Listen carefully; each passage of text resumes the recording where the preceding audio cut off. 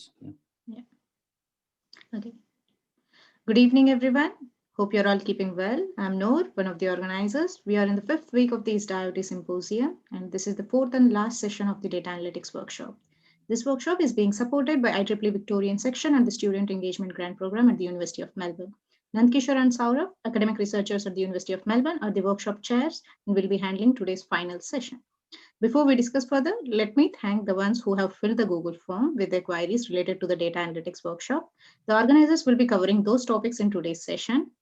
You are also welcome to send the questions during the webinar as well. Also, we will send you all the workshop content after today's session. We have been holding on with this until today so that we could have everything sorted at one place for the benefit of attendees as well as the organizers. Thanks for your patience all through. We are also going to release the contest very soon, and you'll have enough time to solve it post workshop. The winners will be receiving exciting prizes up to 100 Australian dollars. Stay tuned for the workshop content along with the workshop material. Without any delay, let me hand over today's session to organizers. The screen is all yours, Nandkishore. Thank you.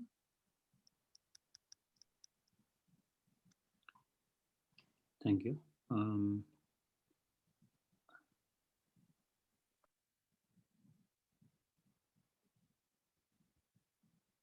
Hi, everyone. Yeah. Hi, everyone.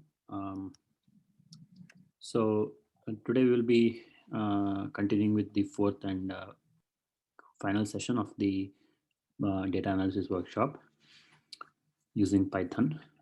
So these are sort of what we did over previous three sessions and what we'll be doing our fourth session.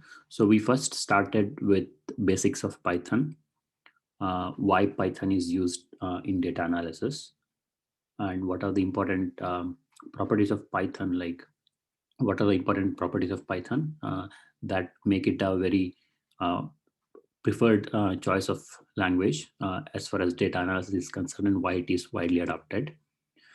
Then we discussed briefly about basics of Python. That includes the key data structures, which is essentially there are four container types. You have the lists, you have the tuples, you have the sets, and you have the dictionaries. And then in addition to the basic data types like integer and floats. So that's some that gives a basic overview of how using those four containers you can actually do a lot of data manipulation in Python. So organizing it into a list or organizing it into an array, or using a dictionary to hold a key and a value and those things. So and then we also give a brief look into how you can structure the Python code into functions so that you can modularize your codes. That was in the first session. Then in the second session, we moved on to using now additional libraries, because although we have got these inbuilt container types, the one of the advantages of using Python for data analysis is the vast range of open source libraries. So you've got a lot of libraries that have that, and each of the libraries have their own dedicated features, and they are optimized for those particular features. For example, in the second session, we studied NumPy, which is very much dedicated for handling arrays in Python. Then we had a brief look into Skippy, which that we did in third session. So we had NumPy, so which gives you a brief introduction into arrays in Python. Then we had a brief introduction into Pandas, which gives a comprehensive data manipulation capabilities. Because just alone using Pandas, you can do a lot of functionalities, from reading the data to data pre-processing to writing back the data. It sort of is a tailor-made library for most of the data manipulation features. Then in the third session, so we also got into a few more details about Matplotlib, which is for visualization, and also Skippy.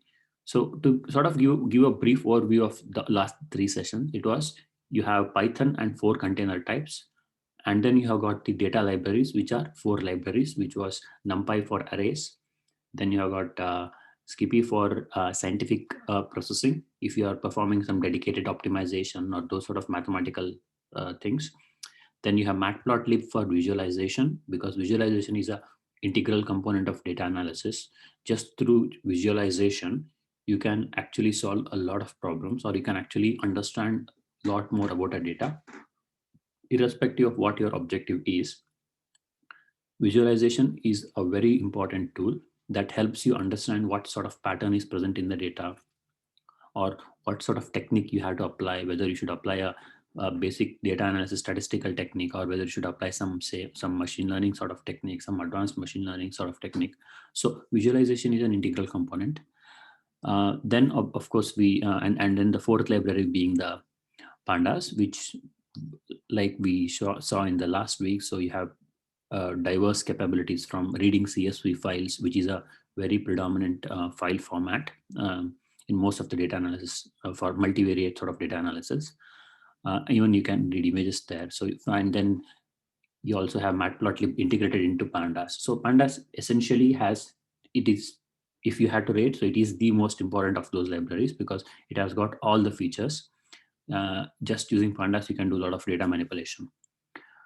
So that was sort of what we did over the 3 sessions. Just obviously by no means these sessions were comprehensive. That was just to give you a brief introduction to what were the individual functionalities and things like that, so that you can then build on that if you want to proceed further. So in today's final session, we'll be doing some simple data analysis problems and other things. Although the session is titled Time Series Data Analysis, so we will be doing mainly 2 types of data analysis.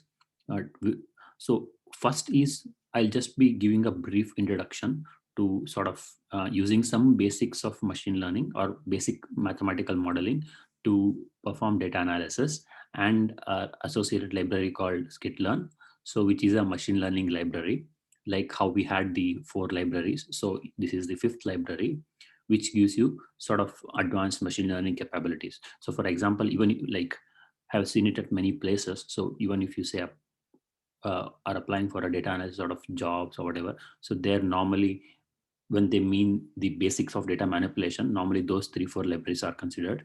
And then the associated with skitlearn, it's considered as a advanced sort of data analysis technique, which gives you a lot of machine learning capabilities.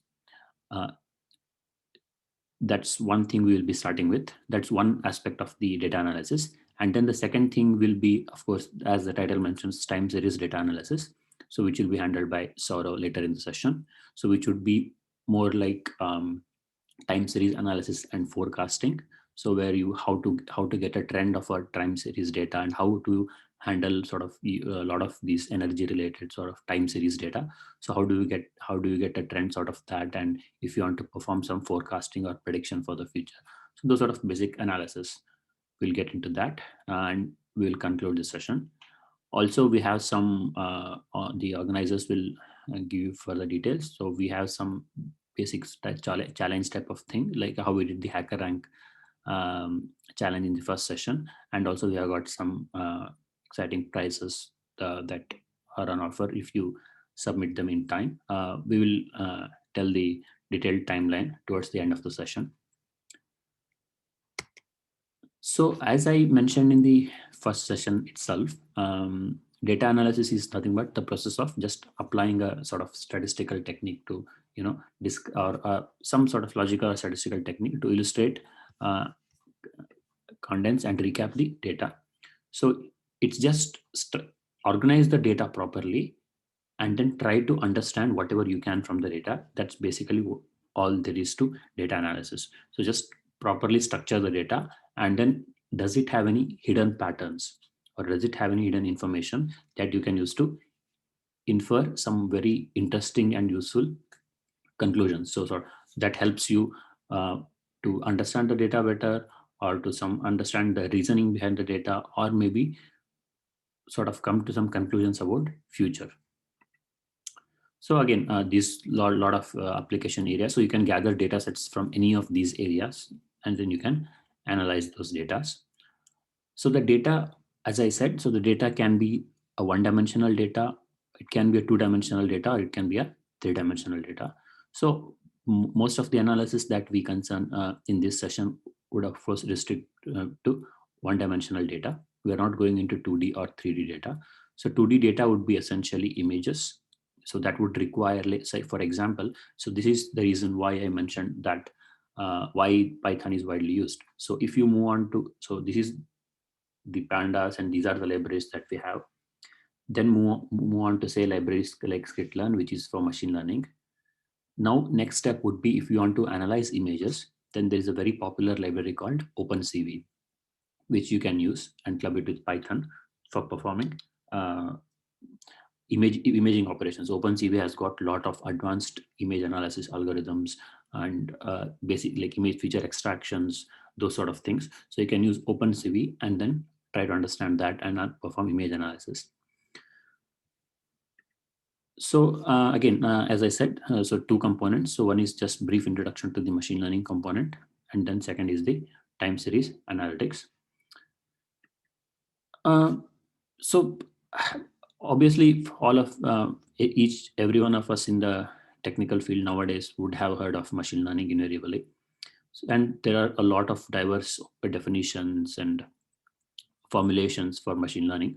But what it basically sort of refers to is imparting the learning capability to the machine. That's pretty much there is to machine learning. You are just imparting the learning capability to a computer, or like you're developing a computing algorithm so that it learns from the data, and then and models the data and learns from the data, so that when there is a new data or when there is something you have to explain, it can automatically explain itself.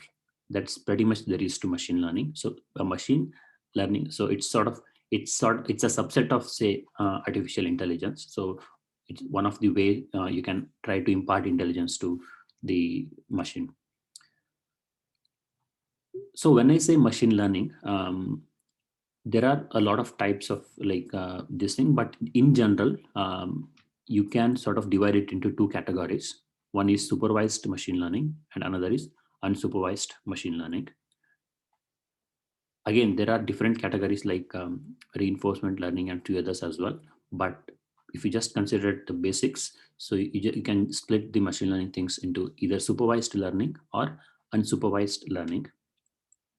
So if I had to give a practical example of the differences between supervised learning and unsupervised learning, say, let us, for example, say you have got some different fruits. So like apple, orange, banana, and other things.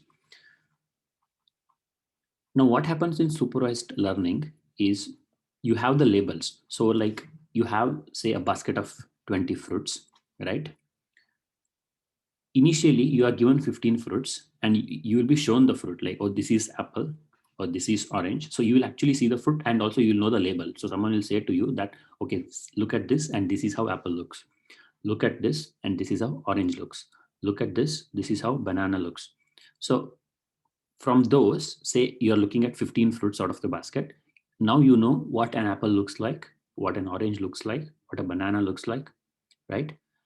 Then you take the other 5 fruits from the basket, and if someone asks you what is this fruit, then you would sort of try to remember from those 15 fruits how an apple looked like or how an orange looked like, and then you will say, okay, this is apple because I know how apple looks like. So, and I know the mapping from a fruit to apple. So yeah, this is apple or this is banana. So you categorize those 5 fruits. So that is basically supervised learning. That is, you have access to the input as well as the output for a subset of the data. So you have the labels, you have the data, so you construct the mapping, and then when you get the new data, you try to predict that label. Oppose that with unsupervised learning. Again, you have the basket of 20 fruits. Now, you are not shown the fruits and then said, instead, it's just, you have to say, close your eyes, right? You have to close your eyes and then you are given the fruit. So then say you'll touch the fruit and somehow you'll feel its texture and other things. And you'll say, okay, probably I'll put this as, say, some fruit 1. Then you'll take the second fruit and again, you'll touch it and everything. You'll sort of try to understand texture. You'll say, okay, this is somewhat similar to the first fruit that I touched. So I'll put it in the same group. Then you'll take the third one. So you'll say, okay, this is somewhat different to the first 2 fruits that I saw. So I'll put it in second class. Now you're blinded to the actual fruits because you can't see that. So you're just indirectly, you're just checking those features. You do not have access to the labels that this fruit is apple, this fruit is banana. So instead, you have to understand that yourself. So that is unsupervised learning, where you do not have access to the prior labels. So as you can see, obviously of the two, supervised learning is relatively easier in the sense that because you already have input and output, it's easier to construct a mapping, whereas you do not have the output thing in unsupervised. So you have to understand the patterns by yourself. So because of these things, supervised learning has advanced significantly in recent years, where like even in terms of neural networks and these advanced, say, deep learning things that you'll be hearing, deep learning things. So most of the things, the main subfield that is advanced significantly is supervised learning. It gives very highly accurate results, but at the same time, of course, there are compromises, because as you can see, you need a X, that is the fruit, and you need the Y, that is whether this fruit is apple, whether this fruit is banana. So it requires a lot of effort to construct that data that has got the X and that has got the Y. Then you can develop the algorithm. And that is one limitation. The other limitation being that the X's and Y's are already given. So your algorithm is finding a mapping. So if there is an X that is somewhat drastically different from the X that's given, like the distribution of the X, then it might not work well. In some cases, it might fail. Whereas the advantage of unsupervised learning is you just have the X. You don't have the Y. So one is there is no effort to get that Y. And second is and that is sort of, you could say that is learning in the truest sense, in the sense that just from X, the machine is understanding all the data by itself. There is absolutely no human knowledge required. But because of these same reasons, it's a much harder problem. So that's unsupervised learning. So in supervised learning, so you have got these two key components, so supervised learning and unsupervised learning. Now inside supervised learning, there are again two types of sub problems or objectives, that is classification and regression. So if you sort of refer back to the fruit problem again, how you can differentiate classification and regression is, now you are given the fruits. So this fruit is apple, this fruit is banana. So now given a new fruit, what is this fruit? So you would say either apple or a banana, something. That is called classification. As in, you are classifying the fruit into one of the predefined categories. So the category would be, again, the apple, orange, banana, whatever, those are the predefined categories. Whereas regression would be a little different in the sense that, say, for example, you have the same fruits. Now, instead of classifying them into categories, you want to determine their weights. So this apple weighs, say, some 100 grams. This banana, say, weighs some 200 grams or something.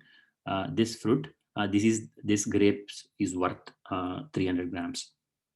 Then, given this fruit of sort of similar size, what is the weight of this? That weight would be, say, 320 grams. There, you're not predicting or you're not assigning those fruits to a predefined category. Instead, you are calculating a continuous value. So that is regression. So you have got if you have got you have got the X's and the Y's. So X would be your data set and Y would be the output that you want.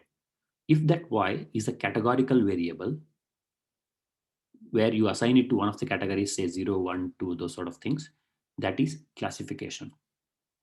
If that is a continuous variable where you want to predict the actual value, like for example, say based on certain features, you want to predict the pricing of a house in a certain locality. So if that is what is your desired output, then that would be regression. You're not doing any classification. But in that same house prediction problem, if you just want to categorize saying whether that house price is low, medium, or high, that would be classification.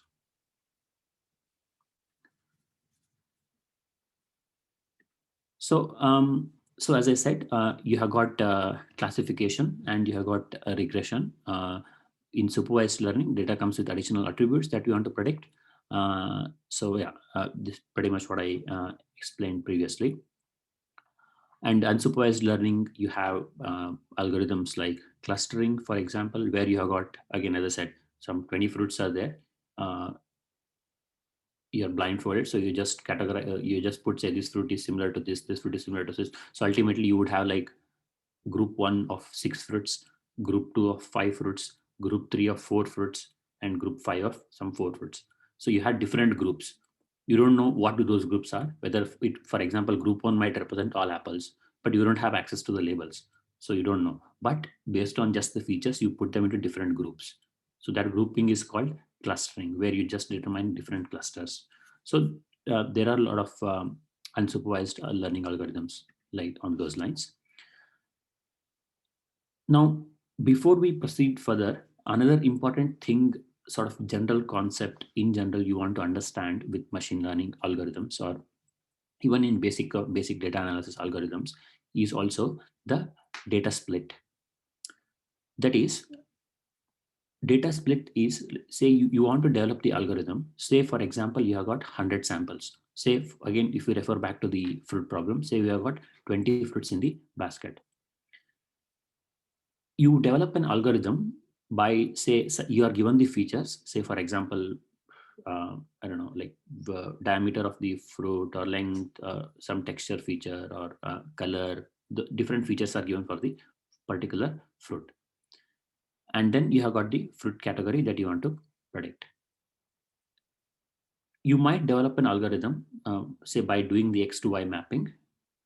But if you want to properly test the algorithm, then you have to first split it, because if you have 20 fruits and if you use it all of them for developing your algorithm, then you would have no idea as to how the algorithm will perform if there is a 21st fruit. That is, if there is a new unseen data that is not seen by the algorithm. So one of the things is in machine learning, that's why I used to do the training and testing split, where given the data, you first split it into 2 subsplits, which is 15 fruits for training, 5 for testing. Now using 15, you develop your algorithm, and then using those 5, you input them into your algorithm and see what output your algorithm is getting. And then check whether it matches with the actual output, and then you can determine the accuracies and other things. Now here I'm mentioning only 2 splits, which is training split and test split. There are also a lot of applications where you actually put it into 3 splits, which is training split, validation split, and test split. Now, why is that third split required? That is required because, for example, your algorithm might have some tuning parameters, say epsilon. Now, for example, it might be some sort of hyperparameter that you want to manually tune, right? So if like, for example, for this particular data set of fruits, the algorithm will perform well if epsilon is, say, 1. Then the same algorithm, for example, you can use to some other just fruit grains or some food grains or whatever. But for that particular problem, the algorithm will perform well if your epsilon is set to 2. Now, how do you determine which epsilon is good for a particular data set? So that's why what is done is, say, for example, out of 20 fruits, you take 12 fruits for training your algorithm. And then once you train your algorithm train your algorithm using, say, hyperparameter 1. Once you train your algorithm, you take the using 12 fruits, you're training your algorithm using hyperparameter 1. Then you take 3 fruits and test how your algorithm is performing. If it is not performing well, then again go back and tweak that parameter epsilon, and again train on the 12 fruits, and again test on the 3 fruits. So you keep doing this in repetition until your algorithm is optimized. Once it is optimized, then you take that test set of 5 fruits and test, and whatever result you have, you show the result.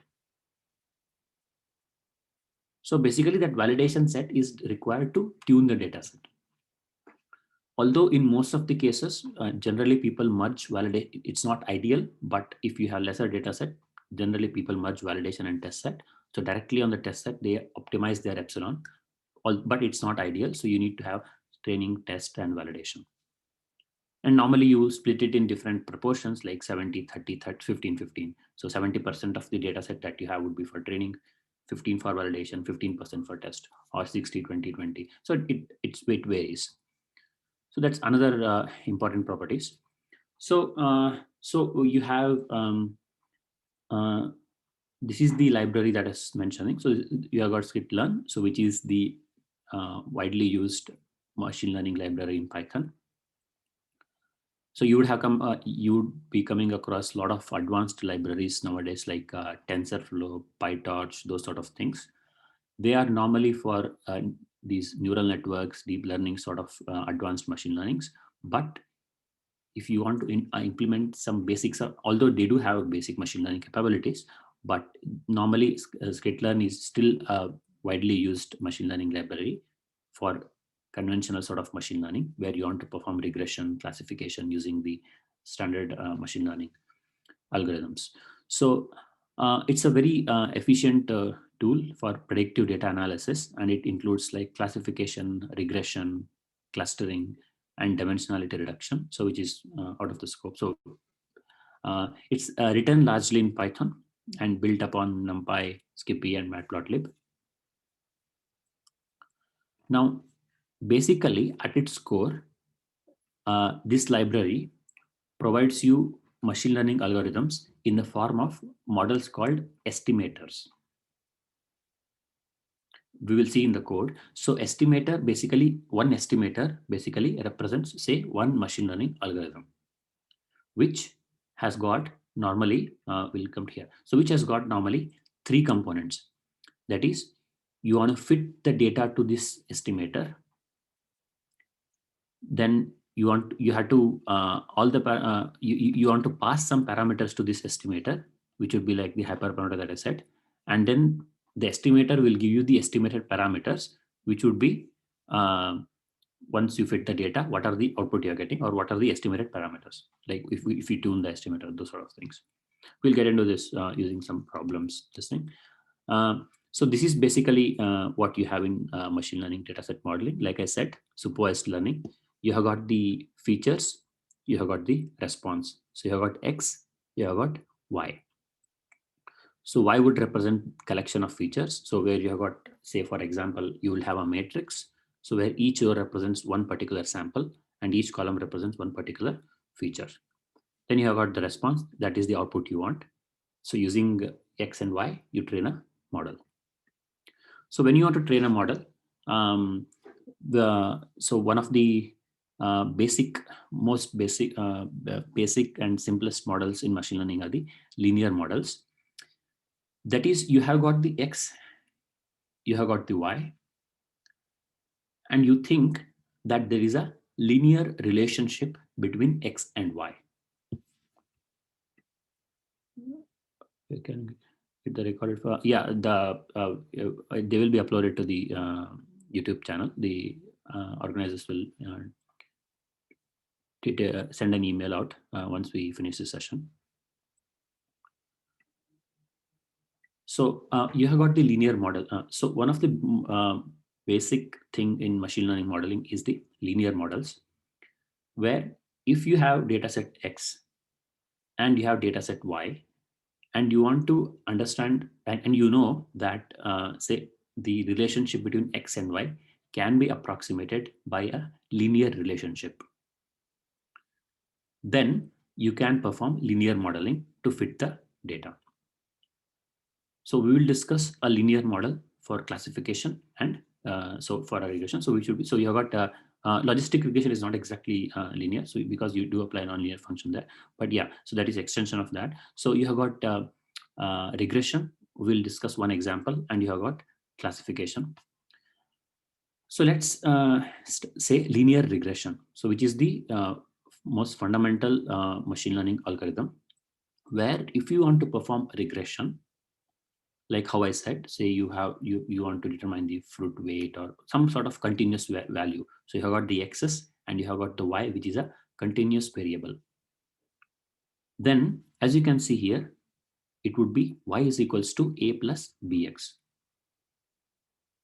which would be just fitting a simple straight line where your x is independent value and y is the dependent value. B would be the coefficient and a would be the intercept. B represents the coefficient or the slope of this line and a represents the intercept. So basically fitting this would be nothing but involve determining a and b. So if you determine a and b, then given a new x, you can determine new y. Now you could have multiple features as well. So like instead of one x, you could have multiple x's. So in which case your y would be w0, which is the intercept. Then you have got w1x plus w2x plus wpxp. So this p represents the dimensionality of your input data. So where you have got features from x1 to xp, then now how do you, what do I mean by fitting the data? So you can see here the figure on the right. So where you have got the data distributed and a red line is the straight line that is fit to understand this data. That is the linear regression model. Now we are not getting into the detailed aspect of the derivation, but just to give you an idea of how it is fit. So the equation that you see here, xw minus y norm squared minimize w. So which is you want to fix y is equals to w0 plus w1x plus wpxp. So how it is fit is is using the least square method. That is, you want to minimize the squared error. So w0 plus w1x plus wpxp. So this equation on the right represents the output that you are getting, and the y is the least squared method for each w or each x. No, least square method is to determine the w. Minimize the w. As you can see in the equation here, find w such that xw minus y norm squared is minimized. And you wouldn't operate it like each w or each x. Your w would be a vector. So you would have an equation. So your w would be a vector. So I'm not getting into a derivation of this because that would be completely mathematical. So instead we'll just go to how we can implement this in the scikit-learn library. But this is essentially what it is. So you just minimize the error and get the w vector. Once you get the w vector, you can see here, say for example, y becomes 2 plus 3x plus 4x, 3x1 plus 4x2. It's essentially saying that multiply your first feature by 3, multiply your second feature by 4, multiply your third feature by some other factor and add them up, you will get the output, and that is what describes your data. That is linear regression. Coming to logistic regression. Logistic regression is a simple extension. Is a simple extension of the linear regression, where you have something called a sigmoidal function, which is this, which is y is equals to 1 divided by 1 plus e power minus x, where it maps x to y like this, as you can see. Then you could put simple thresholding. For example, if x is positive, you can see here y is in positive here, this is negative here. Then you could make it +1 or -1. So it will essentially give you the probability values in the range of 0 to 1. That is how a classification looks like. So for example, as I said, given a fruit, classify whether apple or banana. So it would be nothing but that classification is nothing but assigning a probability. That is, there is a 0.7 probability that it is apple, which means there is 0.3 probability that it is some rest of the fruit. So you could easily say if the probability is greater than 0.5, make it 1, which means for apple it will be 1 and for the rest of the fruit it will be 0, because the probability is greater than 50%. So you'd have something like this, which is you have the linear regression, right? Which is y is equals to a plus bx.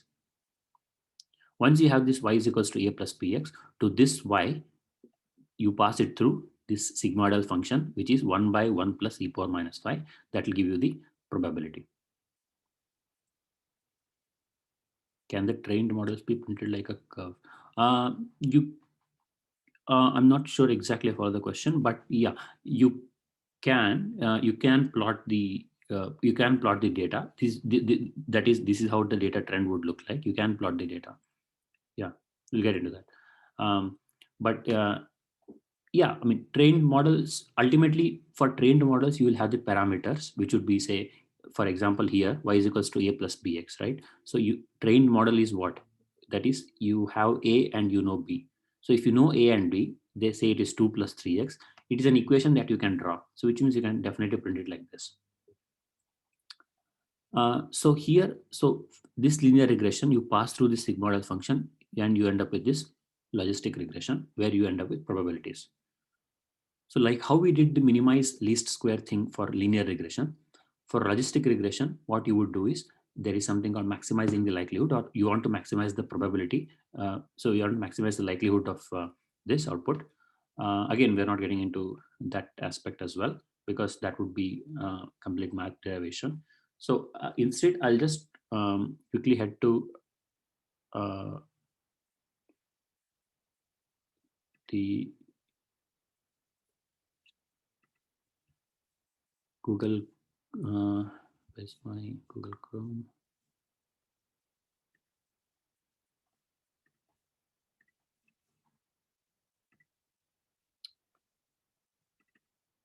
Yeah. Yeah. So as I said, you have got the data set, collection of data set. It's where you have got the data set X and data set Y. So this is what you have. Say, for example, how you import is this. So sklearn is the library. So you can just write import sklearn. So that would give you the scikit-learn machine learning library. Now, I'm not going into how you can install that. That's pretty much online with how you can install other libraries, just using a pip install, or if you have a Conda environment installed, you can install the machine learning library. So here, for example, as you can see, from sklearn.datasets import load iris. So this is a inbuilt dataset that is given in the library. So by running this code, I'm just getting the by running that and running it here. So I'm getting this iris data library, which represents the eye related data set. So where you have got, you can see here. So if I do this now, from that I can get the feature names. So which is the oh, this is not for the this is a different one. So this is some flower related one. So if we, for example, want to understand the data, can see yeah. So here, for example, you can see this is the data set. Oh yeah, I the predicted attribute is class of the iris plant. Yeah, I got it. Yeah. So different depending on the sepal length, width, these are the features. You just have to classify which iris plant it belongs to. That's sort of the main objective of this data set. So which is by default given in the library. So as you can see here, load iris I'm doing, you get the iris. So from that, say X is this, Y is this. So you can see here, if I print X, if I do print X, you'll get this, which is print X dot shape. You get 150 by 4, which is you have got 150 samples of observations. That is 150 different plants.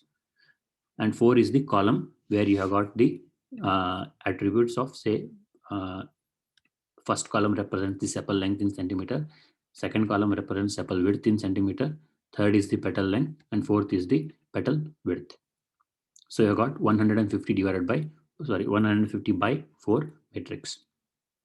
Fifth, and then Y is the class, which is one of the three, either this, this, or this. So if you see here, print Y dot shape would be a name Y. Oh, sorry, this is small y. Y would be a 150 dimensional vector. So if you just print Y, so you can see here, you have got 0, 1, and 2. because this is normally how you sort of define your classes in machine learning libraries also, as in if you have 3 classes, it would be starting at 0. So 0, 1, and 2. So that's sort of the basic data set, say X and Y you have. Now, once you load the data, as I said, the next thing is pre-processing the data.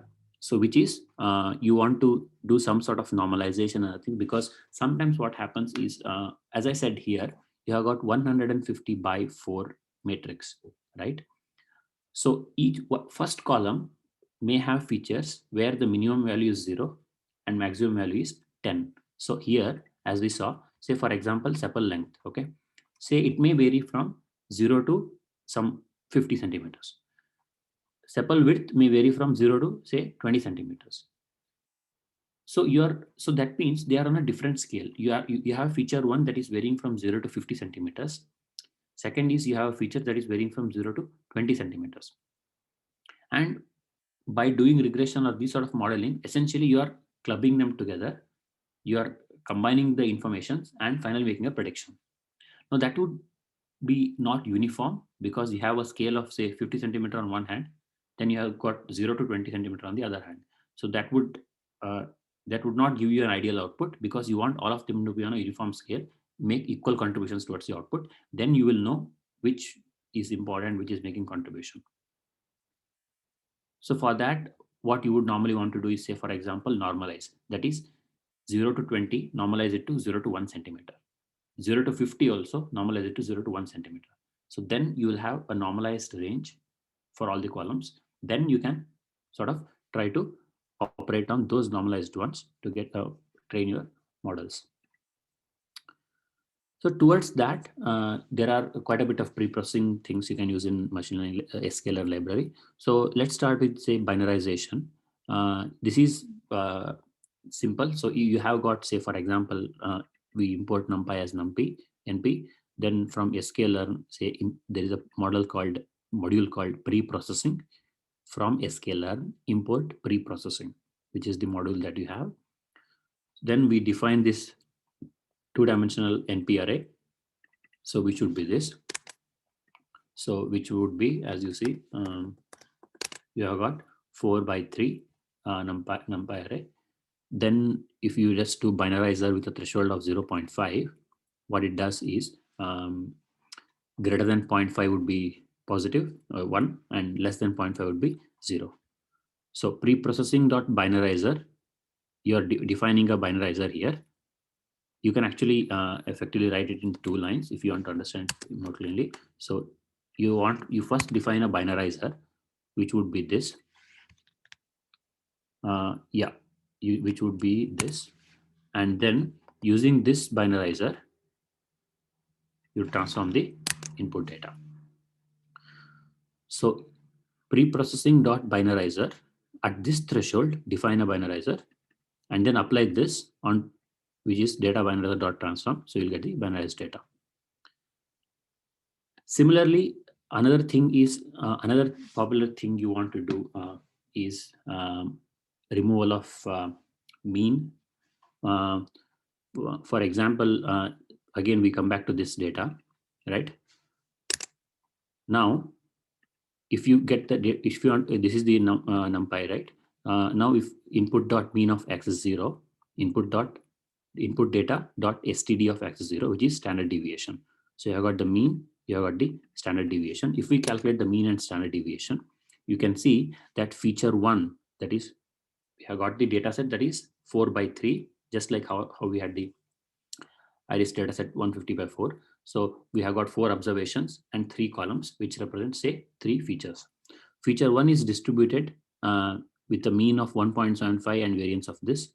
Feature 2 is this mean and variance. Feature 3 is this mean and variance.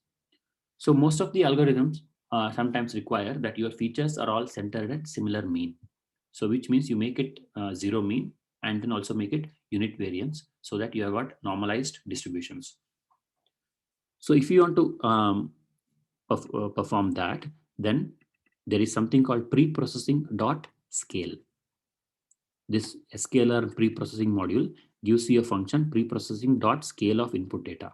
If you do that, it gives you the scaled data if I perform pre-processing.scale and then again get the mean and STD from this scaled data, now you can see that mean is 0 and the standard deviation is a perfect 1, which is the normalized data that we have. This is normalized. So the different objectives require different types of normalization. This normalization is for zero mean and unit variance. You may also want to have, say, a normalization of normalization with respect to min max, as in if you have, for example, 0 to 20 range, then just divide everything by 20. Or say if you have 1 to 20, then the minimization, normalization with respect to min max would be your value minus minimum divided by maximum minus minimum, because then you can map all of that to 0 to 1. So min max scalar, so same data that we have here.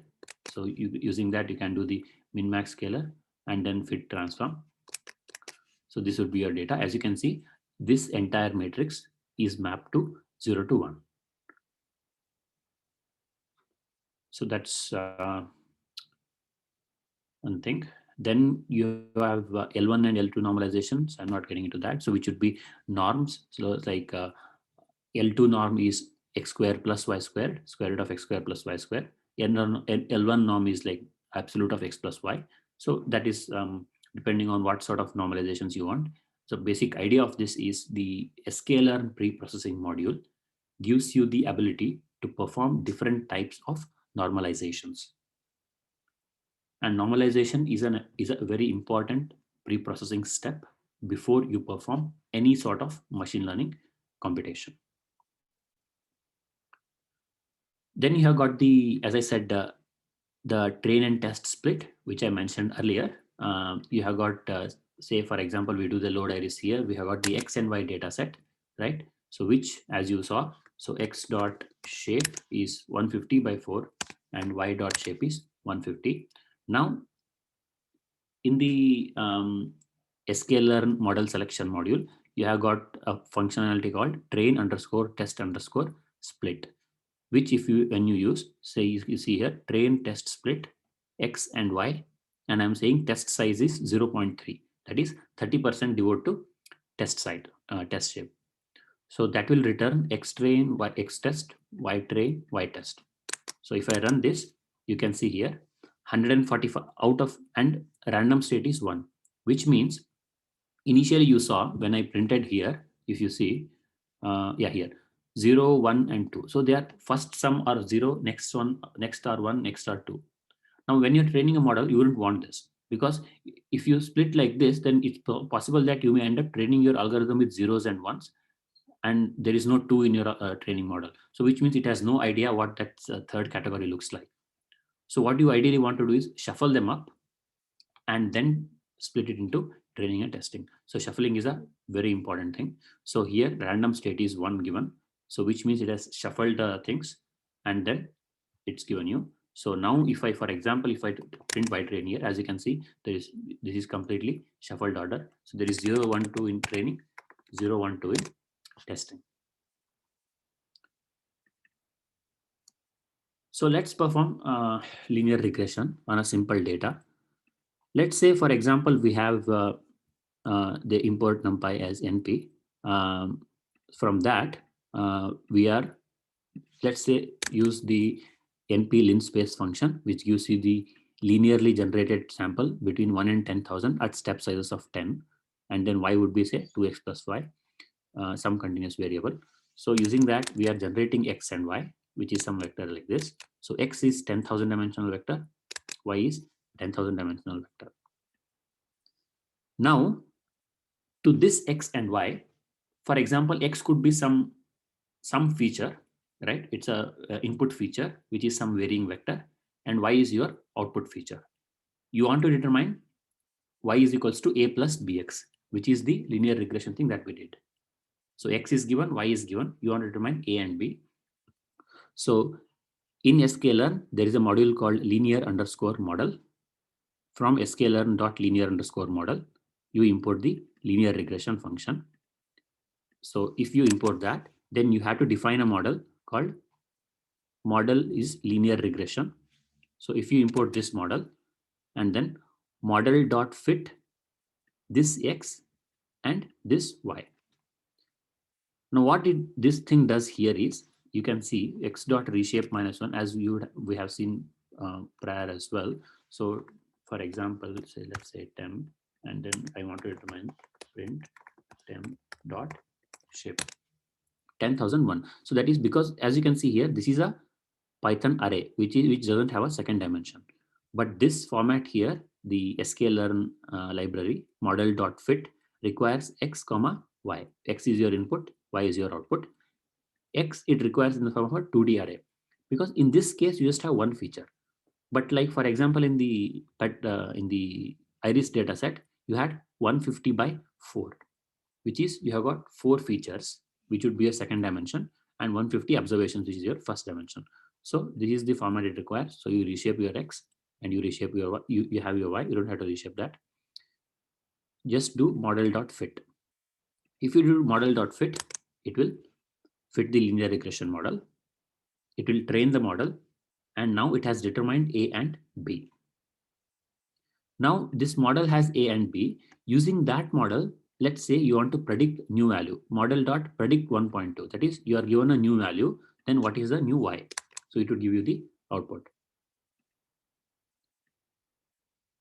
Now we had Y is equals to A plus BX, which was our model, where I said B is the coefficient or the slope and A is the intercept. So you can write here model.coefficient, that is B is this, and this is the intercept.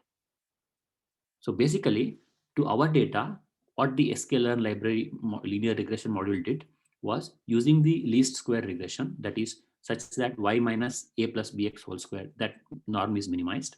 It fit that. After going to that fitting process, it obtained a value of a as 2 and b as 5. So our equation now is y is equals to 2 plus 5x. Something, yeah, so you can see here, this is not exactly the 7.4, yeah, 2 plus 5x. So that's one thing. Then you have got the train and test split. As I said, you can do like this. From sklearn model selection, you import train test split. Now whatever x we have, whatever y we have, you train test split into train x, test x, train y, test y, x and y for x and y for training, x and y for testing.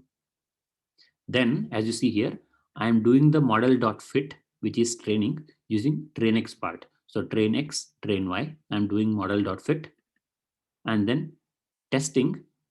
Now I'm not using model.predict here. Instead, I'm using model.score, which, oops, sorry, I have to run this. So which just gives you the regression score on the test set. Let's, for example, if you want to sort of look at the similar example, let's say this is the example we want to look at, which is house price prediction. As I said, say you have got this data. Say if here you have got the data, which is you have got this square feet. What is the size of that? What is the floor? What is the total floor? How many bedrooms are in the house? Living room, how many living rooms and bathrooms? All these features are there. Ultimately, you are given the price. So using a subset of this, you have to train the model, and then using a subset, you have to predict the price for a given a new house, and given these properties, what is the square feet, what is the floor, what is these things, you have to predict the price. So this is the columns. As I said, this is, as you can see, all of these things are using the pandas. So you have got the square feet, floor, total floor, all these things. Then you, from the data, you get the square feet, floor, total floor, bedroom, living room, bathroom. This becomes your feature data, which is X, and house data of price is your Y. So this is X and Y. Using train and test split, you split it. Then you define a linear regression model. Then do model.fit of train X and train Y. which fits your model. Then you determine the model.score. Now another thing here, another module quickly I'll go through this is polynomial features here, which is, it may be that you will be told, say you are given this raw data, which is square feet, floor, total floor, bedroom, living room, bathroom. Now these are not directly related to Y. Instead, these also interact among themselves polynomially, and then that set of features is related to price. As in, say for example, this is square feet is x1, floor is x2, total floor is x3. Let us say we have these three features. Then Y would be related to these as, say, x1, x2, x3, then x1 squared, x2 squared, x3 squared, x1, x2, x3 multiplication. So like polynomial. So like, for example, you have a quadratic equation, which would be ax squared plus bx plus c. So if that is a thing, then this polynomial feature can be used from a scalar, which is where you have this 2 as the order of the polynomial features of 2. 2 represents the order of your equation, which is 2 means quadratic equation. So instead of directly using this feature underscore data for training your linear regression, you will first pass this feature underscore data through a polynomial feature transform, which is, say, for example, I am defining a polynomial feature of order 2. I get POL, and then POL.fit transform of feature data, I'll get the polynomial degree features. So then polynomial features is not defined. Oh, I have not imported that, I think. Where did I delete something? Oh, I had to import, yeah, sklearn polynomial features. So yeah, so this is the from sklearn.preprocessing, you have to import the polynomial features. So which would be this, say for example, from sklearn.preprocessing, import polynomial features. Then you perform this. So what it does is it gives you the polynomial after going to, it passes the raw data through polynomial functions and gives you the polynomial features. And then you fit that, you use that polynomial data to fit your linear regression model. So that is a say, and then the rest of the things, model.fit, model.score, and other things. So this is as far as linear regression is considered. Then for logistic regression also, you go through the same thing. So from sklearn.linear underscore model, you import, instead of linear regression, you import logistic regression. Then let's say, for example, we go to that iris dataset that we had. So from sklearn.datasets, import load underscore iris. Then I'm loading this data.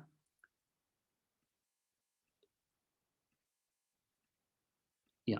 So let's say I load this data, and then as we saw in the previous one, we have the X and we have the Y. So we had the 150 by 4 X matrix and 150 by 1 Y matrix.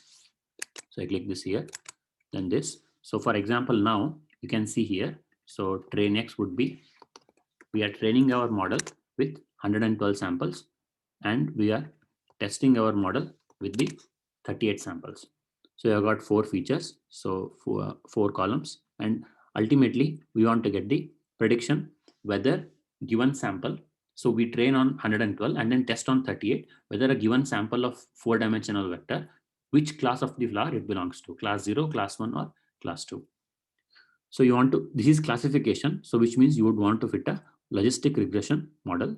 So you have got logistic regression here. So just like how we define linear regression. So from a sklearn.linear model, you import logistic regression.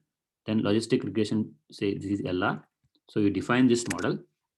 Then LR.fit of train X and train Y. You are fitting the model. It's training this thing. So then it will print the score, which would be the classification accuracy. That is, it's predicting the output with a 94% accuracy. So for example, if you want to predict a particular iris data thing, this. So 144 to 146. So that is 144. As you see, upper limit is exclusive when you index like this. So 144 and 145th. Those two vectors correspond to class third, 0, 1, 2. So third class. Or you can get the prediction probabilities. So as you can see here, 2 means third class. So you can see this probability is almost close to 0. This probability is 0.2 and this probability is 0.79. So this has got the highest probability. So this is the logistic regression coefficient that you will get for the matrix. So this is just a brief introduction to sort of linear regression and logistic regression modules that I did. Little bit of might have been hurried at places, but because we had to compress this much of things. So if you, so again, just to recap, you have the regression where you want to fit your continuous data, and then you have got the classification where you want to perform just categorical prediction. So linear regression is one we discussed where you want to perform least square regression. So fit a straight line to the data. And then you have got the logistic regression. Now you would, so especially nowadays, everyone tends to start a problem with advanced machine learning techniques. They say like a neural network or those sort of things.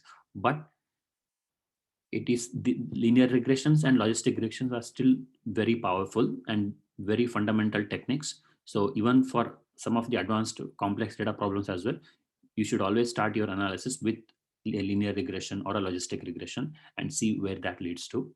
So they are very simple and very powerful, and also they help in explaining the underlying data much better. So that's a brief introduction to the machine learning component in data analysis from my side.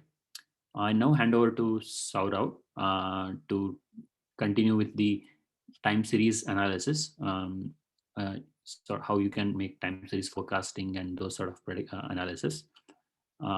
And towards the end of the session, we will tell about the challenge and sort of how what are the timelines and other things. Saurav? Saurav? Yep. Thank you, Nandan. Yeah. Yeah. 1 second. Feature data from house data has 2 square brackets. Why? That has got 2 square brackets because it's a 2-dimensional array. So where you have got a row and a column. So because feature data is as I said, we had, for example, 150 by 4 matrix, right? So where one row represents one sample and one column represents one particular type of feature, like the petal length, petal width. So it's a 2-dimensional array. So if you have a 2-dimensional array, you would have 2 square brackets, right? So first within that bigger square bracket representing the entire data, and then within that the each square bracket representing one row of the data. Yeah, Saurabh, please continue. Okay. Thank you. Okay.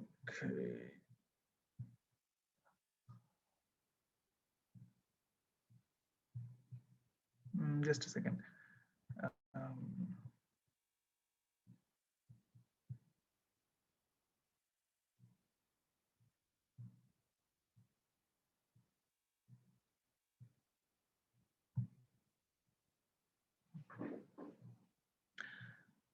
All right.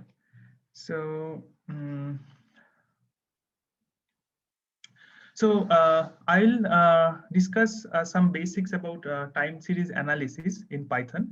So we'll try to study a few basic properties of time series, like seasonality or their trends and all these things, and how we can analyze them by using pandas and Python-based tools.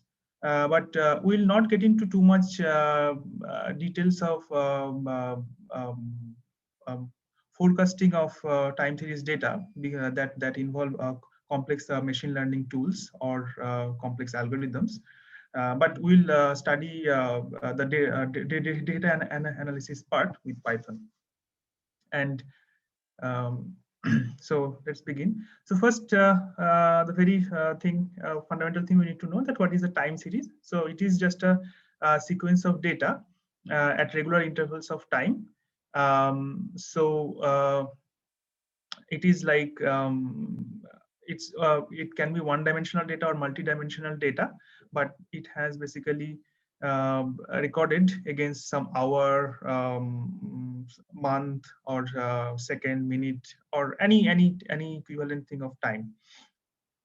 And the typical data of time series is like some trend of some annual sale of some particular commodity, or it can be the out some price of some products over varying over time, or intensity of solar things in against various times. So those kind of things are we can call as time series. Then the question comes that why do we even analyze a time series? So because if we get to know the trends or the nature of the time series, then we can go for forecasting it, because many times for different businesses like demands of products or number of visitors to website or stock market things. So based on those understanding, we can make certain strategies beforehand. Like weather predictions and all other things. So that's why we need to understand the trends of data, and then we can go for some forecasting and things like that. So the next question that we ask is what does the analyzing of time series involve? So we basically need to understand these internal properties like trend or seasonality and amount of repeatability or cycles, those kind of things we need to understand. So based on that, we can go for further forecasting on that. So here today we'll go through some basic examples. One of the example is this data is in a CSV file that we'll load here. So it's on Australian drug sales against various dates. So that data is given here. So for doing this, we will need a couple of libraries. So we need NumPy, we need Pandas, and Matplotlib, and a couple of sub libraries from Matplotlib, and we'll also need to parse the data. So we are just using that also. So our data is stored here. So we'll use Panda here to read the data as a CSV file. So if I just execute this one.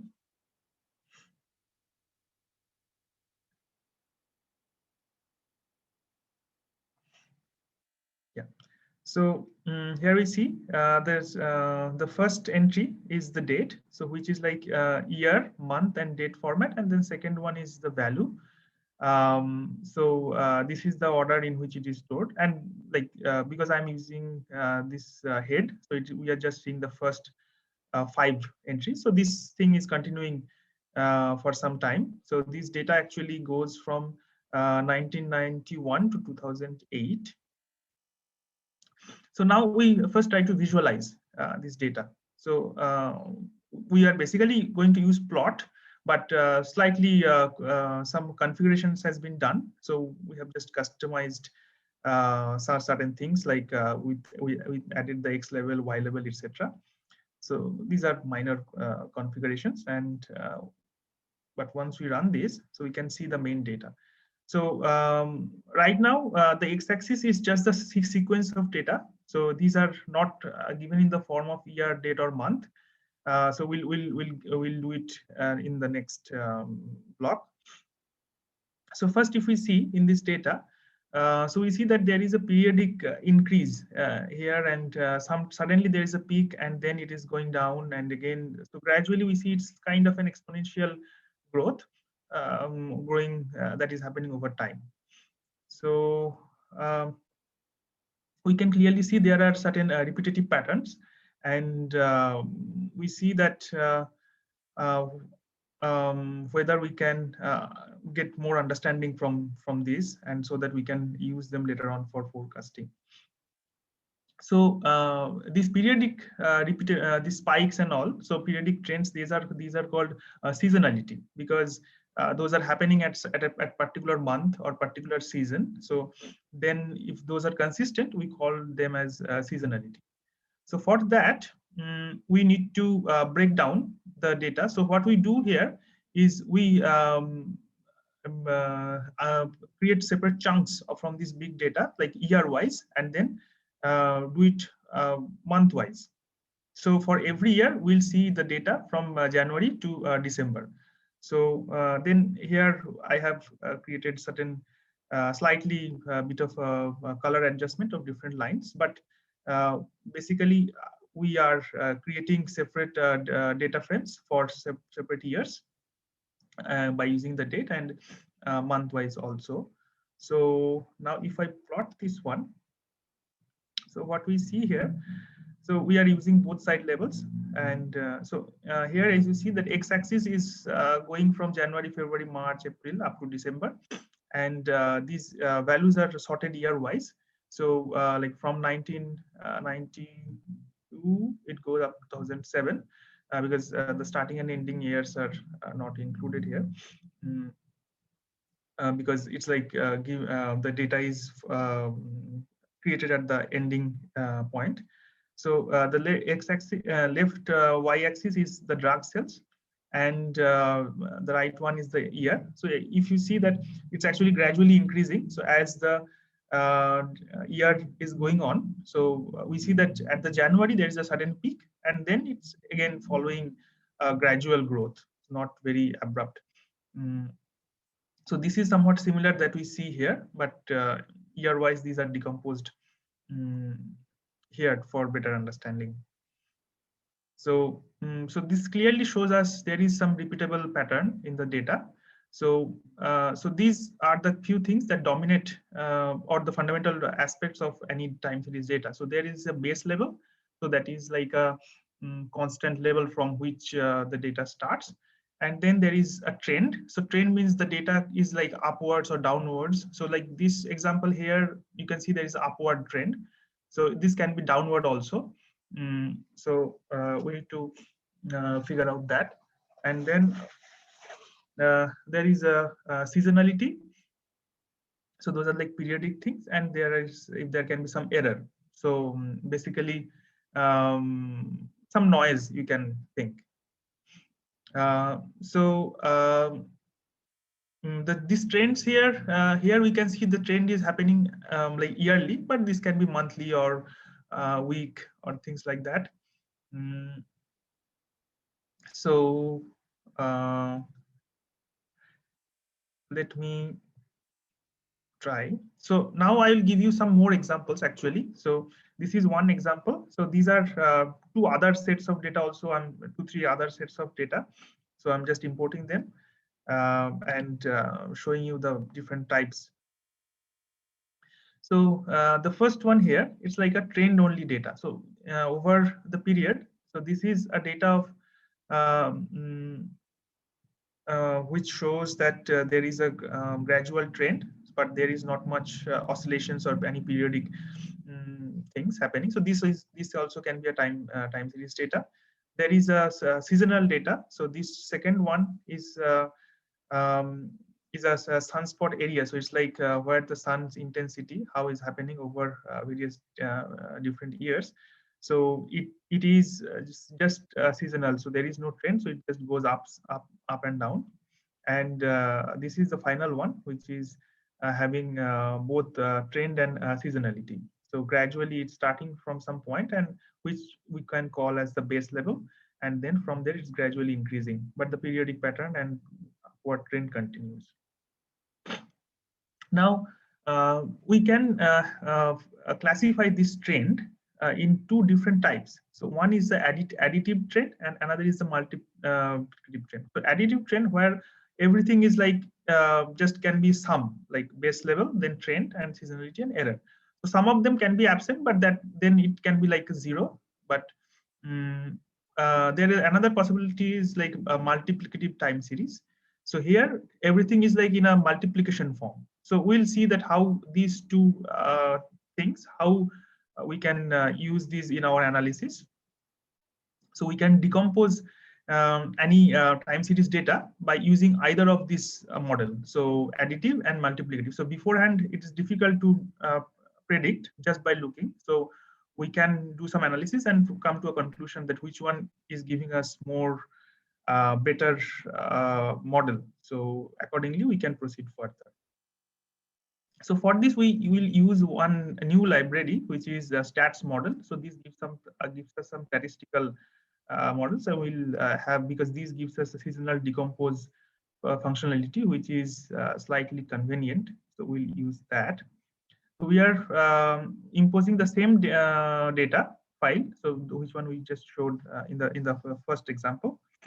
Then we'll do the multiplicative decompose and seasonal decompose, the additive decompose. So the seasonal decompose function. So here we just input the df value, and then we use multiplicative, and then model. Also, we can give the additive one. Okay, so these two will do this seasonal decomposition, and then we just plot and see how these things different.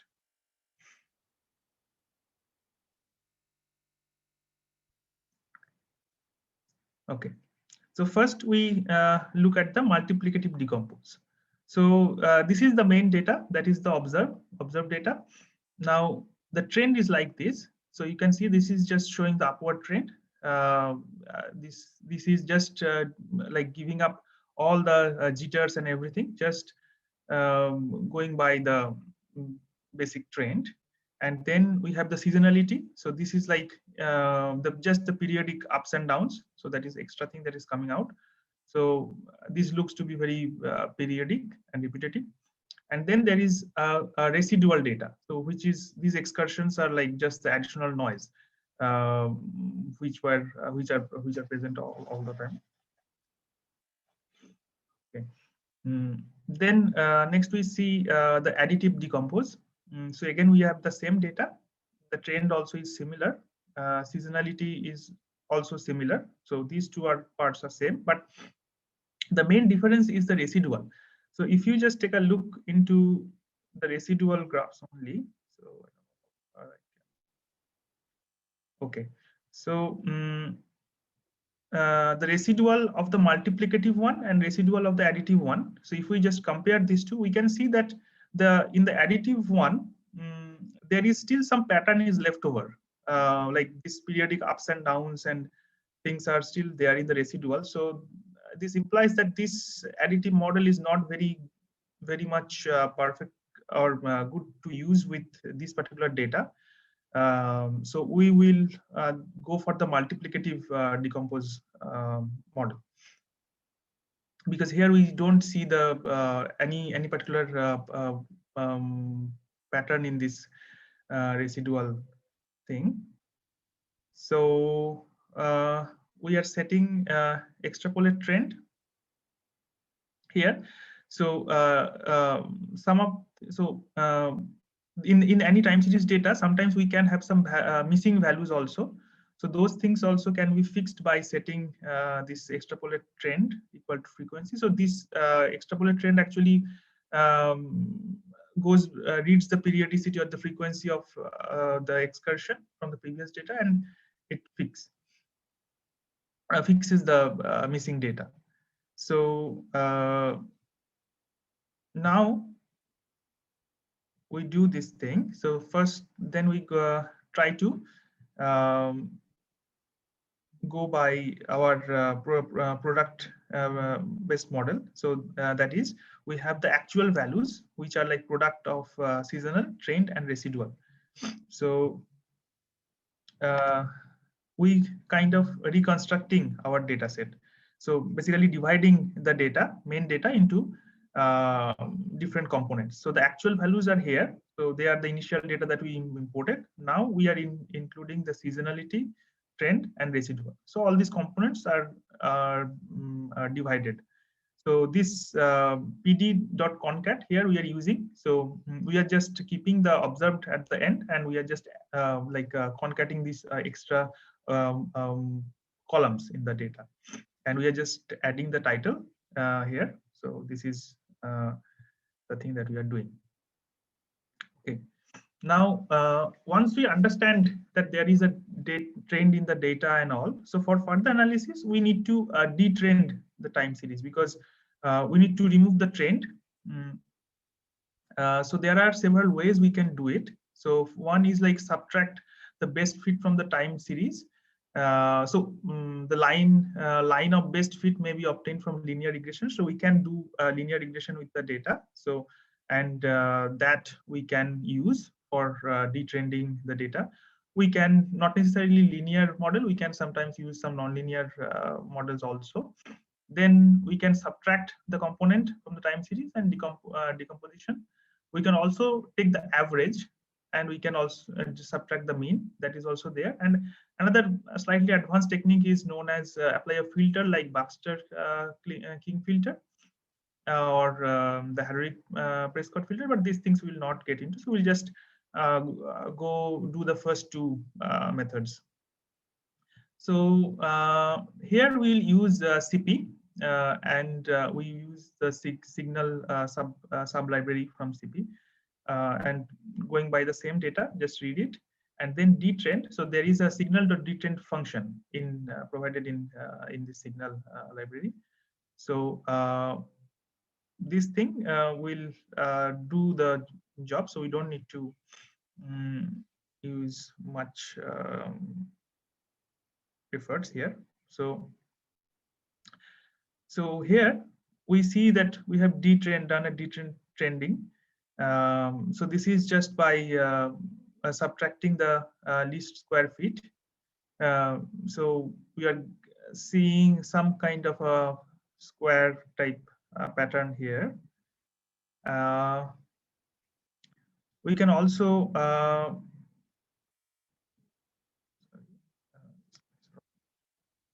so we can try the trend also. We can just subtract the trend. So here, if we see, so this one, so I think this one is doing a better job. So out of these two, so we are just doing the detrend. So here actually we are getting the trend, and we are just doing subtracting the trend from the actual values. So earlier in this one, we just used a detrend, which just subtracts the square feet. But this one is we are subtracting the trend, just the trend. So this is giving us a better kind of a detrend data. So now the next aspect is coming into picture is how to seasonalize a time series. So here we want to get rid of the occasional peaks from the data. So we can take a moving average with length same as seasonal window. So that will to some extent smooth the data. And we can also take the seasonal difference, the series, that is the subtract of the previous session. And we can also divide the series by the seasonal index obtained from STL decomposition. So these things we'll see. So first one is a seasonal decompose, and then we'll deseasonalize. So we'll just divide it by the seasonal value. So let's see how it goes. So here, if you see that it is the same data now, but because we have divided it by the seasonal component, so most of those seasonal excursion they're largely gone. Still some things are pending, but we have we cannot see the large periodic spikes anymore. So it's like just the trend and some noise.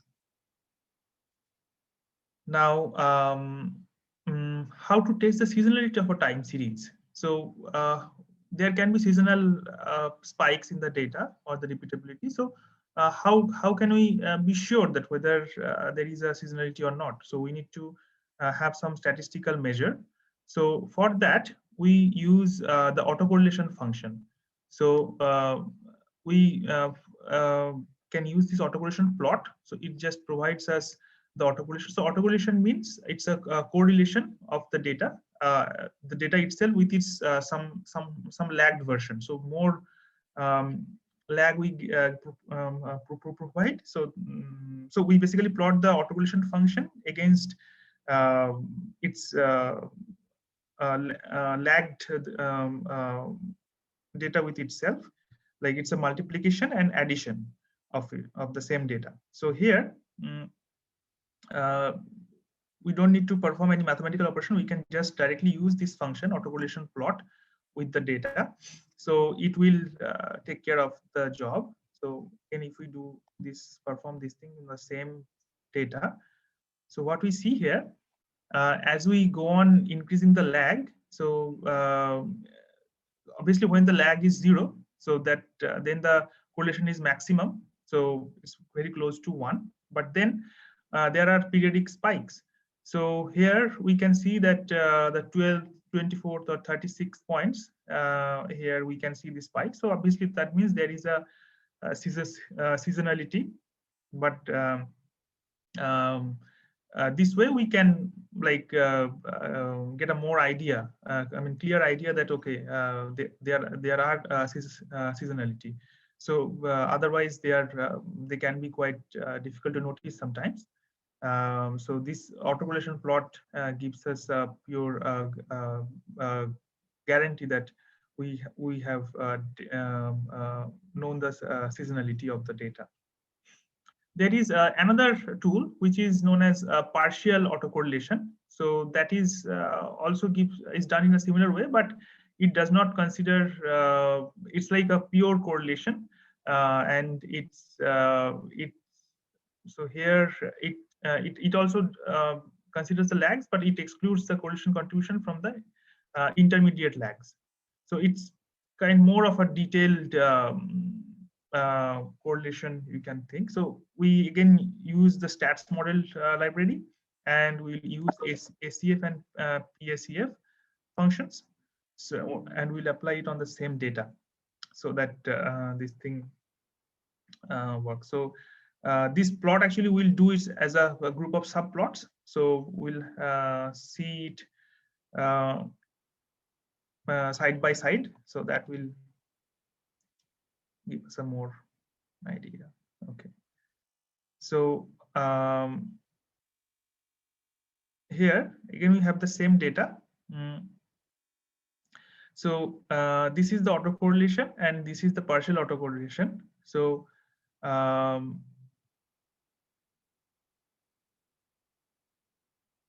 okay, yeah. So the autocorrelation actually is like gradually going down because there are seasonal spikes. So those things we can clearly see that there is a spike at 12, at 24, 36. So like they're repeating at like every 12 months. But partial autocorrelation is like not somewhat similar. So it is not giving us much information here, but it can be useful with some other data actually.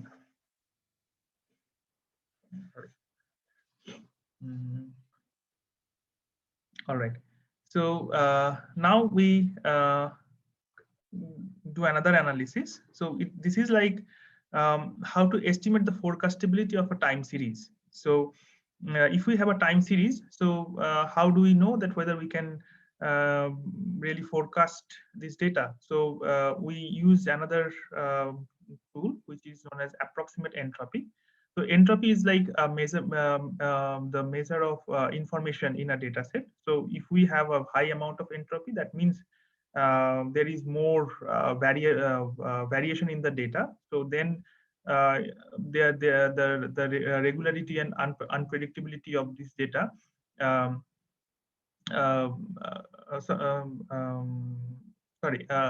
the regularity of the data like is less, so it becomes more difficult to predict or forecast. So if the entropy is slightly lesser, or lower, so then it is easier to forecast by using whether we can use some statistical techniques, or we use some advanced neural networks. So we refer to like two different types of entropy. So one is approximate entropy. So this is basically used to quantify the regularity and unpredictability of fluctuations in a time series. Or another alternative is the sample entropy. So this is similar, but it has it can like detect the irregularities or regularities with even a smaller time series, because if when you have smaller data set, it's kind of difficult to forecast also, or because we don't have much past information. So again, we do some comparative study with few data sets. So first one we take, it's a data, it's like a sunspot area. So it's like a solar intensity of at certain area over different months. And the second one data is this Australian drugs trend and drug sales. And then third and fourth one, these are randomly created, synthetically created data.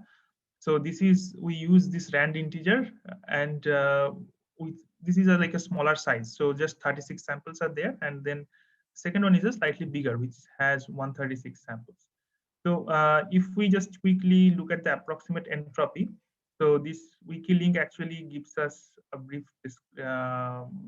description of this. So the calculation involves this function. So I'm not going to much details of it. So the details are, the link is given there in the Jupyter notebook. So when you have this notebook, you can take a look here. So this thing is only just calculated here, the same formula that we are here using here to derive this. So what we see here, once we calculate this entropy for this approximate entropy for all the 4 data sets, we roughly see these values here. So we can see that the highest value is for the first one, that is the solar spots, so solar intensity of certain spots, because it is 0.65. And among these two, rand small and rand big, the entropy of the first one is less compared to the other. So that means this one will be difficult to forecast. So the next one, we do the sample entropy. So here also the link is given. So this one is the other measure. So yeah, this one is the wiki link. So it has some calculation. So based on any data set, we can calculate this one, and some sample codes are also shown here in the in this link. So this can be calculated by using Python library. So once we do this one, so here we encountered one problem, because one element is becoming detecting some division by 0. That is this one, and this is happening mainly because of this smaller data size. But this, by using this kind of tools, we can have some rough idea that whether which data set we can efficiently forecast, or which data set we need to use more advanced and complex techniques. So if we have a better correlation actually in the samples, so then it is always easier to forecast, because then the variation from the past samples to the next samples are not too huge. And if there is some repeatability or seasonality, so which are like long term or short term, those patterns can be used to forecast.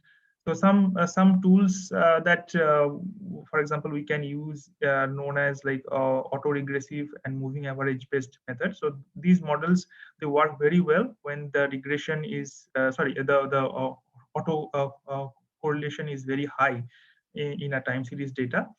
So that means the variation of the data samples are happening in a correlated way.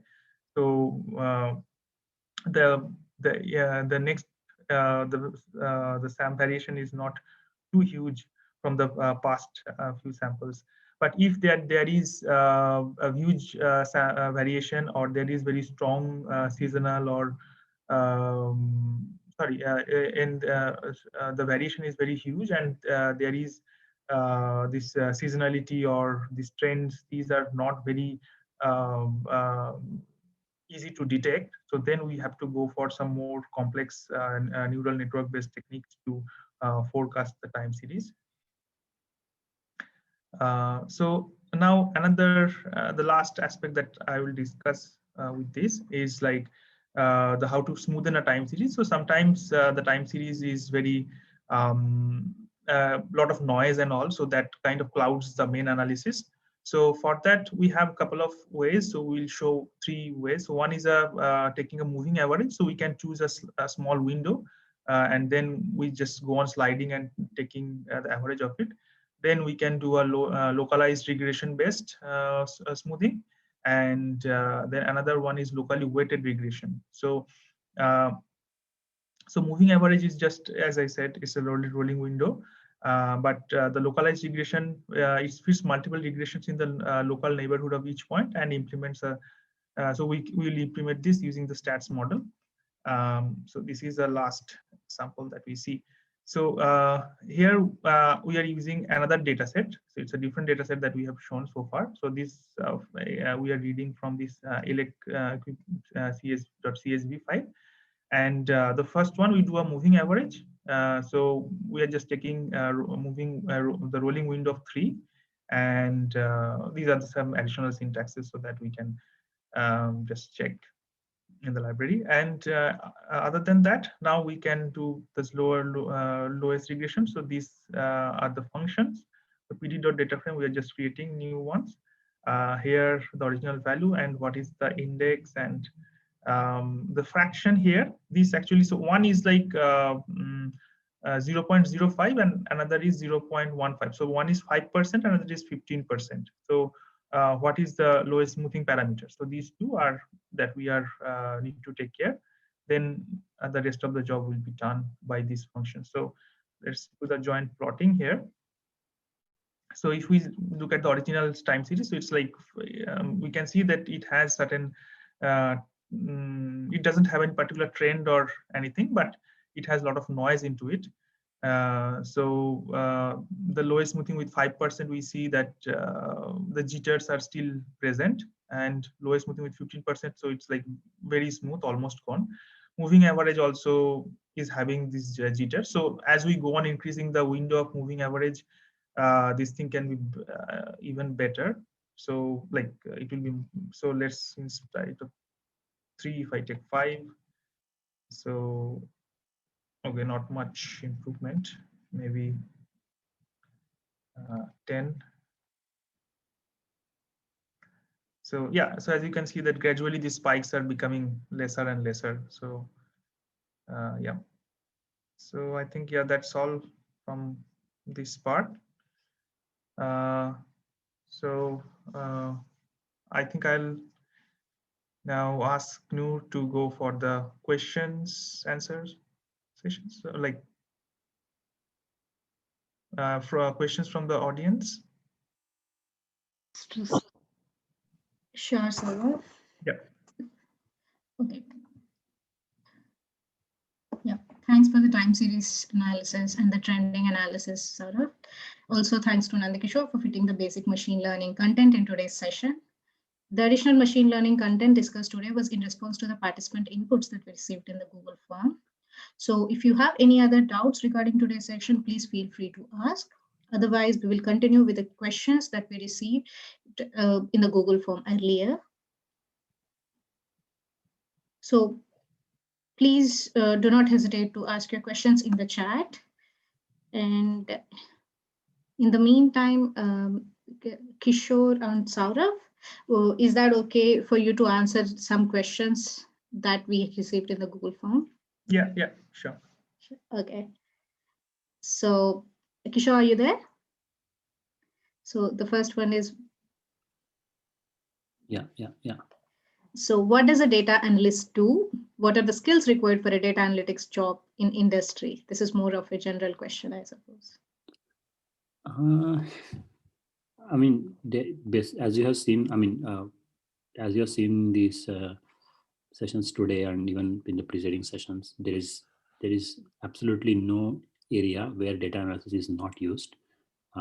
Pretty much every single area, every single field from any business, it might be any business from a power energy sector or some other, whatever may be the business actually, there is use of data analysis because every industry wants to get on top of the things nowadays, like their own dedicated machine learning models, and then like determine what's they say, like we had analysis like, or during the lockdown, how is the internet going to work, because more people are going to stay home, so that means they might have to have more people, and then so those sort of infrastructure, so that prediction, or other businesses are now post lockdown, how the businesses will cope up, whatever. So yeah, I mean, basically what a data analyst does is just helping the company. So you don't really need to have the domain knowledge of that particular industry, as long as you know your data analysis parts very well. So pretty much any data, any industry, you can try to model that using your machine learning algorithms and try to make a prediction and try to analyze the data and give more inputs to the businesses for their improvement. Yeah. And I agree with that. As far as the skill, as far as the skill is considered, I would say know Python well, and the 3-4 important dictionaries that we discussed, they actually pretty much cover everything. I've seen like some of the interviews and even some of the HackerRank exams that normally companies nowadays, one of the reasons why we also resorted to using HackerRank was because many companies nowadays use HackerRank as a initial selection criteria. So where they send you a set of questions and you need to code that up and submit, and depending on your score, they will call you back for an interview. So HackerRank is a very useful website in that sense. So for example, there you would have problems that, like I have seen few exams where, so it has starting with some basic probability and statistics, you would have a Python program using list, manipulate this, and then using a dictionary, and then ending with the advanced question. So I know an exam where, say for example, for that company, out of 100 mark, there's 30 to 40 marks weightage for a program to be implemented using the scikit-learn one. So which was basic classification problem. So there are, so again, so whatever we had discussed, that actually while it is not comprehensive, they actually cover a lot of topics and touch upon them that are required for a data analysis. If we just pick those topics and those libraries and just go a little deeper into that and try to understand, then that should hold you in good state for any data analysis jobs. Saurav, you want to add anything? No, I think it's fine. I think, we covered most of them. So even I would say that if you have data, there is data analytics involved there, and and the world runs by data now. Data is everywhere. Yeah. So the next question here is, any example data analytics applications in COVID-19 context? I think you want to take that on, Saurav?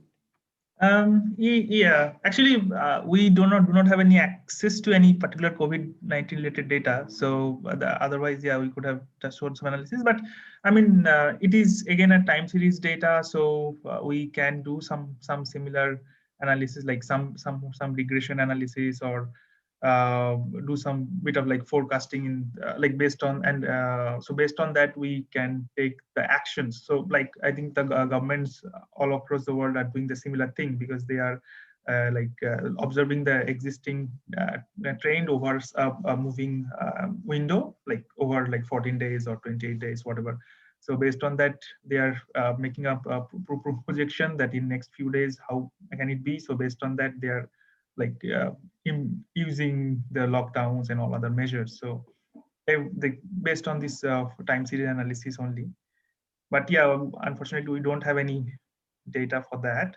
So yeah, so there are a lot of applications. So for example, one is like how Saurabh mentioned, time series analysis. And then you also have like nowadays, so the one is the modeling. So what are the projections are going to be for the cases and other things? How, for example, lockdown is going. I mean, actually, I mean, it's not a good thing, but I'm saying because of the COVID-19 and a lot of the things that going around, there are actually a lot of these new frontiers opened up, because now because of lockdown, how the economy is affected, how is it going to affect other fields, and how like so, and then you it would be very interesting. So even in the disease testing also, so like in some countries they are using something called pool testing. So where, for example, instead of if you want to test a large scale population and you can't test at an individual level, so instead, say if you want to test in a particular area and you fear that there is a lot of disease outbreak, so instead of one sample, you could actually pull up all the 100 samples, test that, and then if anything is positive, then do more testing hierarchically there. So those actually there are a lot of, even in the testing side as well, there are a lot of machine learning things that has been used to significantly sort of improve the speed and the efficiency. So yeah, I mean, yeah, that's there were quite a bit of applications. I think the attendees or the participants who are actually listening to the recording as well, if you have access to any data, you could actually try figuring it out how to develop something, or if you have issues coming towards an application, you could actually write to us and we will direct you to the workshop organizers and they will give their inputs. Are you guys fine with that? Nandkishore and Saurabh? yeah. Yeah, so post-workshop, if you have any ideas and if you're thinking of implementing your own projects, please do not hesitate to write to us and we are there. The next question is how to build our own libraries in the Python module. This is an advanced question. So so obviously that is sort of not because we already have enough libraries that are sufficient to do some basic to moderate advanced data analysis. So unless you really need particular sort of functions for yourself, then you can write. So like how if we remember, if you go back to the first session, where we had that if main then execute this, otherwise this Python file will act as a module. So which is you can write a Python file and it can act as a module as well as a main function in itself. And then if you can import that to your other subsequent Python file, so it acts as a library. So you just use one Python code to write what functions you have. That's one way. Then there are also ways where you actually can write your libraries in C and C++. So that would be a little more optimized and faster compared to writing in Python. We could send along few links with the materials if you are interested in that sort of thing. Yeah. Do you want to add something to this, Saurabh? No, yeah, I think I'll. Yeah, sure. So maybe I'll give you the next question then. I like to do a GUI for analyzing the data real time. Can you suggest some leads for that? Okay. It's more of Python software. Python, yeah. Okay. I can take that one. So there is I have actually used one library. So there's one library called, so actually, let me just quickly share my screen. It's Google Chrome. Yeah, I just typed it here. So this one, not this. Yeah. So this Qt is actually a software development, this thing. So which is a very integrated software platform. And while you won't be using this, there is a cross-platform version called PyQt. So which is a very popular Python binding for the Qt cross-platform. So Qt is basically a C++ framework, and PyQt provides you the Python binding for that Qt. So it's a very useful, very efficient. I have used that myself. So using PyQt, you can actually develop very good interactive applications for your Python codes. So if you want to have some simple applications or graphical interfaces to demonstrate your code, and yeah, again, like for example, like for a COVID-19 application or for anything. So if you want to have an interactive sort of application, then I would start with PyQt. It's a very useful library. Okay, so there is something called Tinker, right? Is that Tinker, also? yes, I think so. Oh, Tinker. Okay. So next is up. So this is a live question. We just received it from Huma. This is, can you please cover PyTorch briefly? So would you be able to just throw some light on PyTorch library in a couple of minutes? Oh, couple of minutes is a, I mean, PyTorch is a thing. So if we go to PyTorch, so one of the things is in PyTorch was especially started was because so you had, so as you would know, like say about last 8 to 10 years, so neural networks are more popular and as deep learning has sort of exploded. So where you train like these artificial neural networks, in simple terms, artificial neural network is nothing but a network of neurons. In turn, that neuron is nothing but a simple computing unit, which is, for example, say that computing neuron implements say y is equals to ax plus b, where a is the weight, you multiply input feature x with a, and then you add it by x by b. And then this ax plus b is passed through a nonlinear function. That nonlinear function can be the logistic function that we discussed. So you have got say y is equals to f of ax plus b. So that is one single computing unit. Like that, you will have thousands and thousands of computing units that are interconnected and then organized into layers. So you'll have like layer 1, layer 2, that sort of thing. So where when you pass the raw data, layer 1 extracts some simple level features. Then, for example, if you're passing an image, layer 1 will identify, say, horizontal edges in the image, vertical edges in the image, things like that. Then when you pass it through layer 2, it will get a better picture. So it will say some other portions. Ultimately, say layer 10 will extract advanced features, as in if you have, for example, bike or a human present in the image, then the layer 10 will be extracting advanced features like how the nose relates to eye, that sort of thing. So it's, as the layer advances, it's hierarchically organized, it extracts complex features. Then again, as in supervised learning, when you have an X and a Y, how do you train? So you input X to the neural network, you get the Y. Then there are algorithms like gradient descent, which sort of train. So you send the X to the network, randomly initialize, send the X to the network, get Y, and then back propagate it, send it back, and what is the error? So that algorithm is required. So there are a lot of functionalities that are required for a neural network. How do you define a layer? How do you organize the layer? How do you implement the gradient descent? How do you optimize that? How do you optimize the hyperparameter? So all of these functionalities are collected into a library. And initially there was a library called Theano, which was started. Then TensorFlow is the one that took off very widely. But sort of a disadvantage of TensorFlow was you had to sort of, it's hard to explain it right now in brief time, but it used to sort of work in these 2 stages. It works in 2 stages where you first need to build the code or graph and then execute it. So while you're building the code, it's very difficult to execute any code or check the errors, like how we did in the Jupyter, for example. Just run that particular line and see whether it is working. You can't do that in TensorFlow. You first had to build a graph that is static and then run it, which is dynamic. So that is difficult. So to overcome all these problems, PyTorch was implemented, which was just an extension of an earlier library called Torch. So PyTorch basically works mainly built on around the NumPy library. So just how you have a NumPy library, you have got NumPy array. Like that, you have got a torch array, which is a torch tensor array. So using which you can very efficiently convert between NumPy and torch. So they sort of run parallelly. So you just have the NumPy, convert it into a torch tensor, then use that to sort of build your neural network layers, perform those computations.